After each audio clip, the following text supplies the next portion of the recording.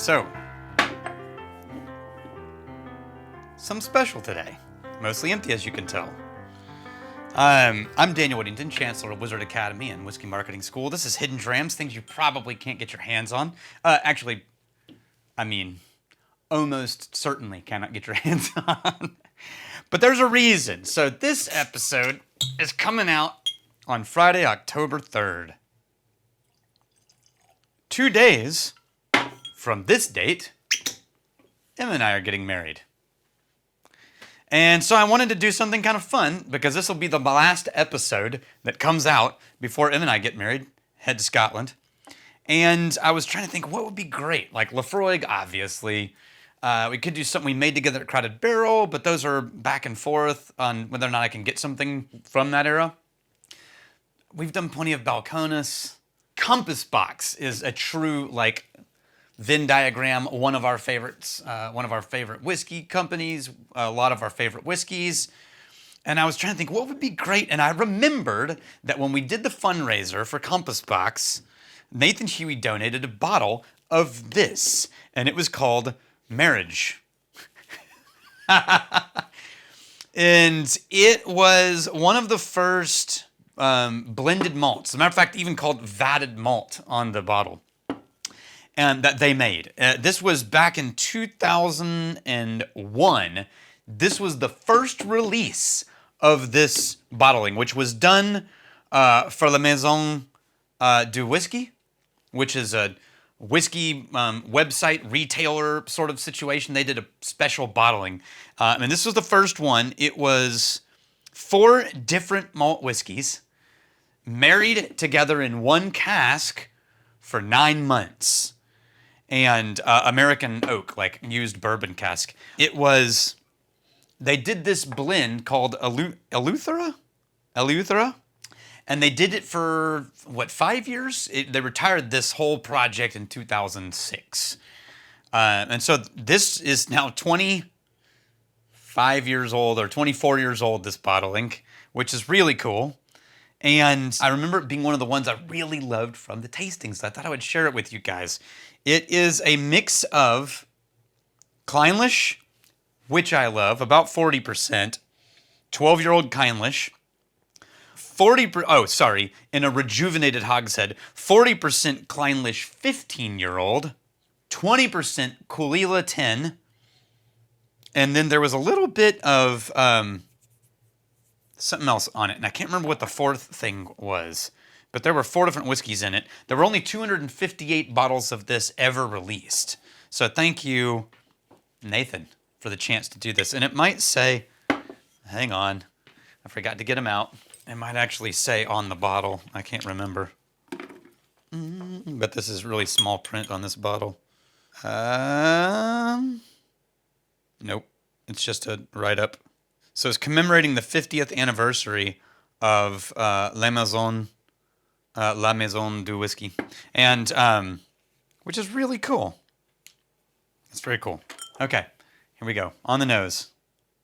Oh, wax, apple, peaches and pear, more pear than peach. Sort of a smoked vanilla char. It's so fruity. If you took the smoke out of this, it's reminding me of what they did with Orchard House.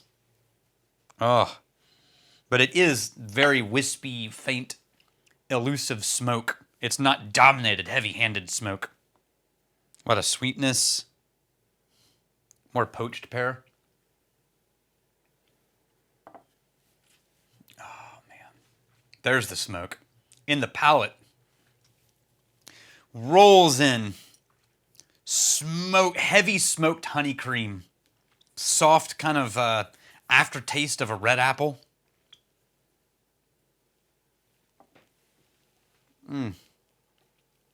Come on. That's great. Oh, man. That's fun. There are newer ones that I like better than this. There are ones that John Glacier did that I like better than this. I think, as a matter of fact, Tobias and the Angel was a variation on this one, and that was 2019. And I really liked that one, too. I'm looking for more. I just love Kleinlich. Kleinlich is such a great whiskey, and it goes really well with Caol Ila. Kleinlich has this really dense middle, waxy fruit note, and Caol Ila has this kind of hole in the middle for me that has this like really sharp, smoky, bright notes and kind of earthy, meaty notes, but this sort of middle emptiness. Kleinlich just fills it perfectly, and it almost makes it taste like a really densely heavy Caol Ila or a smoked Kleinlich, which is exactly what it is, but that's not always how blending works. You don't always just blend two things and get the perfect version of both. You often create a whole new thing you weren't expecting, but I really enjoy this. I don't remember off the top of my head, but I feel like there's a lot of components in this that are overlapped with Orchard House. And you would never in a million years, Orchard House isn't a smoky blend, but like, I'm feeling a totally different proportions. But yeah.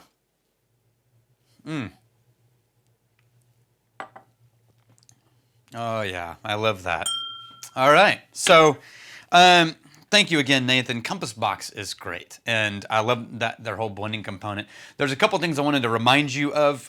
By the time I get back from the honeymoon, it's going to be the end of October, and we will only be a few weeks away from Whiskey One, the last one of this year, and we would love to see you.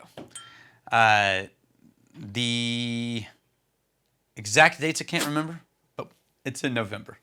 Maybe we just put it up on the screen, Mike, when I stumble onto what is that. What else? There was one other thing I was going to say, and I don't remember what it is. Okay. Anyway. All right. So next time you see me, it won't be the next time you see me on this, because we're shooting so that all of the episodes through October come out while I'm gone for obvious reasons. So you will see plenty of episodes of Unmarried Daniel Whittington. But when I shoot again, it will be the very last week of October, first week of November. Those episodes may not even come out until December or beginning of the year. But what a weird transition on this, like, real life Daniel. It's currently August. But in the time you see this, I will be 2 days away from getting married. And 1 day before the Bastards Ball, which I will not be attending for obvious reasons. Gonna have a few things to do. But cheers to you. I'm really glad you're here. If you want to stick around to see what Married Daniel does on this channel, then like and subscribe.